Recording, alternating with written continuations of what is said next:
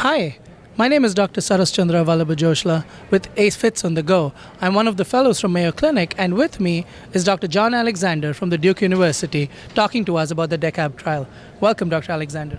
It's great to be here, and I'm thrilled you guys are doing this. It's really important for fellows to be interviewing people for other fellows.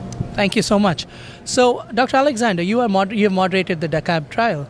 So, can you tell us a little bit about the background of this trial and your opinions on it?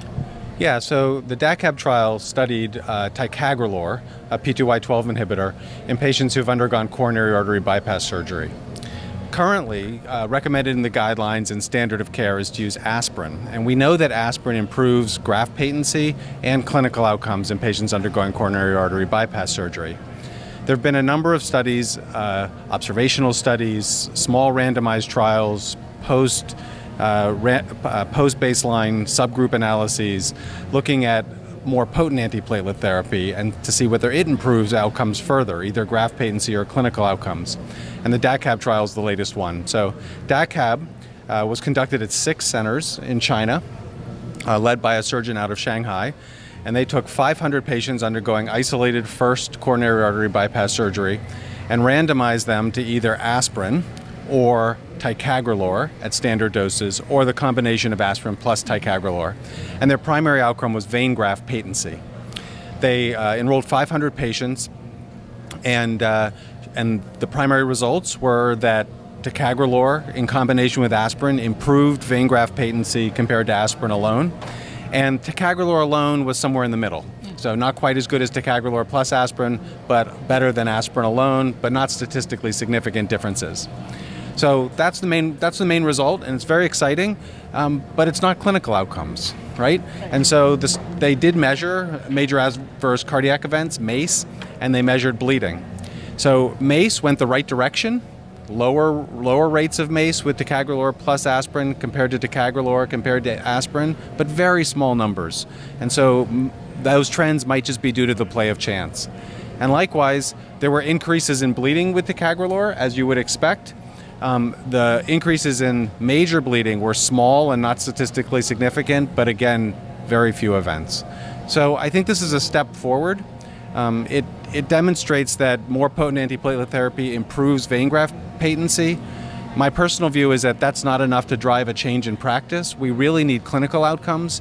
And fortunately, there are a number of large 3,000 to 4,000 patient clinical trials being conducted with either ticagrelor or prasugrel in addition to aspirin in patients undergoing coronary artery bypass surgery with clinical outcomes as the endpoints. Thank you. That was really a very interesting trial. And you're right, it does add significant building blocks to our practice. Now, as fellows in training, we often grapple with these situations when you're on the consult service or whatnot, about how to deal with the bleeding risk, because that's often something that is brought up by consulting services. Yeah, so I think, right now we have a tendency to want to avoid bleeding. So people are looking at bleeding reduction strategies. And what we've seen in the antithrombotic therapy space, if you look at antiplatelet drugs and anticoagulants, is pretty much as you add more, you get more bleeding. And as you reduce them, you get less bleeding.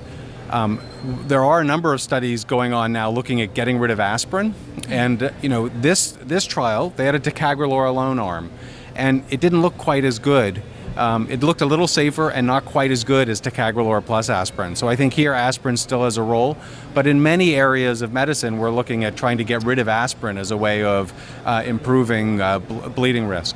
And then the other thing that you really have to take into consideration when you're thinking about bleeding is the best way to avoid bleeding is not use any antithrombotic drugs, but they do have benefits. And so what we need to be sure of is that we're using them in settings where we're sure there are really benefits. Reductions in important clinical outcomes, death, myocardial infarction, stroke, to be worth the increased risk of bleeding that we have. Thank you. On an unrelated note, a somewhat related note, we often talk about hybrid revascularizations, where we can put in a lima and then consider PCIs of the other vessels because of the often stated issues with vein grafts. So I was wondering if your take on this issue with relation to the study? So relation to this study, I don't think it has any direct. They did pure isolated CABG. I would say the one surgical technical issue that was interesting in DACAB is that almost 75% of patients were done off pump. without cardiopulmonary bypass. That's very different than standard practice in the United States, where most of it is on pump. Regarding hybrid coronary revascularization, I think there's a lot of interest, and obviously the overlap of stenting with coronary artery bypass surgery is going to lead to dual antiplatelet therapy, and I think these data support that, right? I mean, you feel more comfortable using dual antiplatelet therapy. It may have some benefit on grafts as well. We haven't seen the data out of DACAB yet around their internal mammary grafts, right? They just presented vein graft data today, so that will be additional interesting data to come out of the trial.